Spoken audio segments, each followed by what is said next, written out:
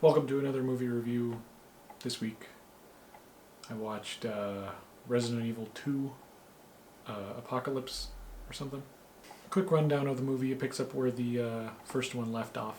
Milla Jovovich had been kidnapped and the other guy was taken into the Nemesis program. We'll find out more about that later. And it kind of hops around a little bit. There's zombies all over the place in the town because they open the hive vault or whatever. Goes to this police station. This chick named Jill Valentine is there.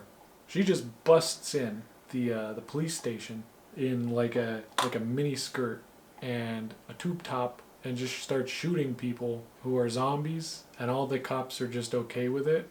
I don't know who the hell she is or what kind of police department Raccoon City has, but that was kind of weird for me. And there's this other group of people. They were in a helicopter. It was like a military group or whatever. And this guy, he wants to save a lady who's been bitten, and they were like, no, and he's like, I'm gonna jump out of the helicopter. So like he attaches a rope and then he jumps out of the helicopter and he starts shooting the zombies as he's falling midair before the guy even hooks his rope and whatnot. Total badass stuff here. All the one-liners and all the other wacky stuff, just total badassery right there. And then it goes back to Milla Jovovich. She breaks into a gun store, which for some reason hasn't been raided yet. She just gets all these machine guns and all these pistols and all this ammo and stuff. And they have body armor and stuff, from what it looks like in there, like tactical equipment in there. But for whatever reason, she just decides to wear a tank top and fishnets. That didn't make much sense to me. Because later, all these different characters meet up in the church, and they're about to, Jill Valentine is like there in the church, and she's got this reporter and this other dude, and they're being attacked by the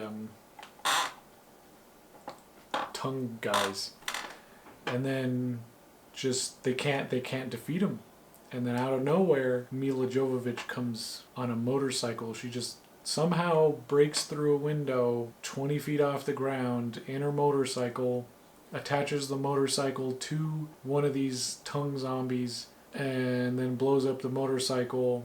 I don't know how she knew to go in there. I don't know where she got the motorcycle. That didn't make much sense to me. She's just kind of wandering around the streets aimlessly, I guess. But literally everybody is over the top, totally badass, only saying one-liners that no one would ever say in real life. You watch this movie and you wish you were this badass. Because that was what I was doing the whole time. I was like, damn, I wish I was this cool. It doesn't really matter what I have to say about this film. She jumped off of a bridge. Milla Jovovich, she jumped off of a bridge.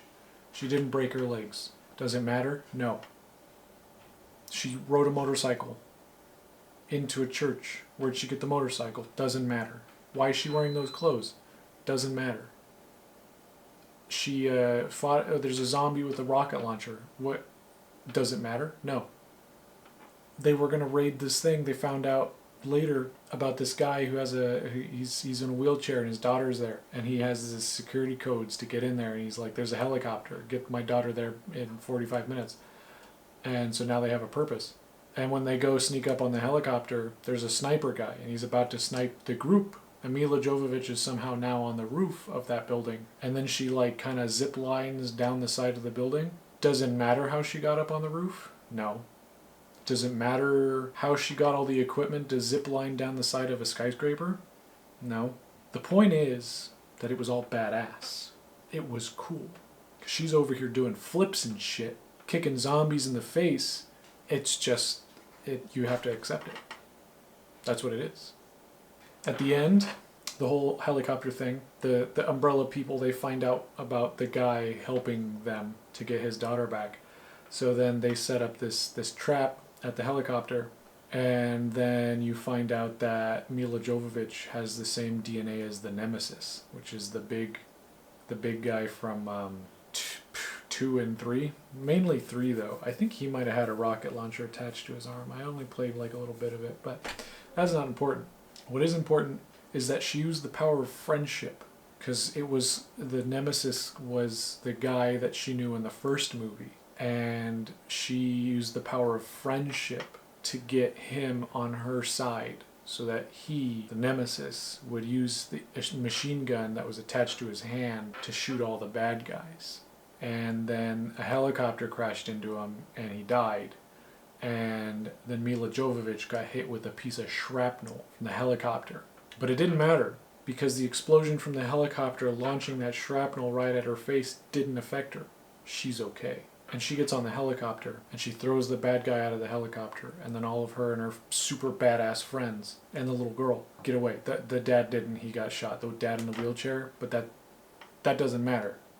So they're in a helicopter, and then they nuke Raccoon City, and the nuclear bomb blast rattles the helicopter. And then there's a little piece of shrapnel that launches from the helicopter, the inside, and Milla Jovovich jumps in the way of the shrapnel.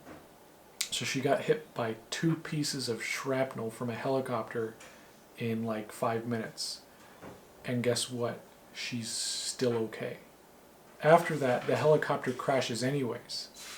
Well, now it's in a river. It's in a bunch of different pieces. And all the people from Umbrella are there, and they're looking at the wreckage. And they find Milla Jovovich there, and she's like kind of burned and stuff, and I guess she's dead or something. And then they say that they can't find any other bodies. I don't know how that works. But anyhow, it skips ahead. They're in a lab now, and Milla Jovovich is in a Bacta tank from Star Wars, and then they open it up, and she doesn't remember who she is. But then she does remember who she is. And then she hurts a bunch of people, and then she walks out the door, and then all of her badass friends are there for some reason, including the little girl, and they pick her up like a fucking Uber ready to take you home. Her badass friends are there. I don't know where that communication came from, because she was in a Bacta tank, but it turns out that she might also be psychic, because the security guard who was watching the security tapes was like, oh my god, this naked chick's just walking around, and then she looks at the camera, and then his head explodes. Well, it doesn't really explode, but I guess it explodes from the inside or whatever, because his eyes are bleeding and his nose is bleeding. So I don't understand that at all. That doesn't make any sense to me. So is she a clone? Is she the original one? Are her friends clones, or are they the original ones? I don't know. Does it matter? No, because it's badass. She has psychic powers now. Watching this movie, everyone is just so fucking cool. I really wish that I could do that. You know what? I'm gonna try my best to be as badass as possible in every single situation. So I'm gonna have to give this one like a 9 out of 10. It was that good. It was that good.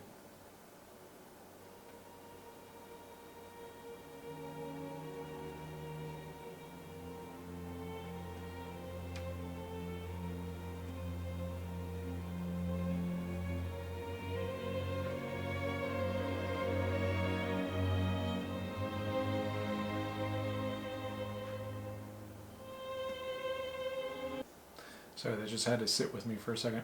What did I give the first one? I'm going to check that. Give me a second.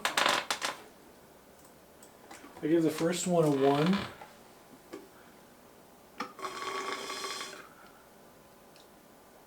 I'm going to give the second one like a 3. It was fun. I stopped caring about the logistics of it and just accepted that it was like a really 90s cliche action movie where everybody's just over the top action and it just doesn't make any sense whatsoever. It was definitely better than the first one. Honestly, like, I think I might change the rating of the first one to like a 0. This one is going to be like a 3. I could have gone my entire life without seeing it, but since I did, I had to have fun with it. It was what it was. It was like if a 12-year-old or something was writing a zombie movie. So there you have it, guys. 3 out of 10. Here on 127. That's my opinion for Resident Evil Apocalypse. I think this is the second one. Second one. Like and subscribe. Facebook, Instagram, Twitter. Comment down below. Have you seen Resident Evil 2? 2. Do you like any of those? And we'll see you next week for another movie review, which is probably going to be Resident Evil 3. Yeah, it's pretty rough.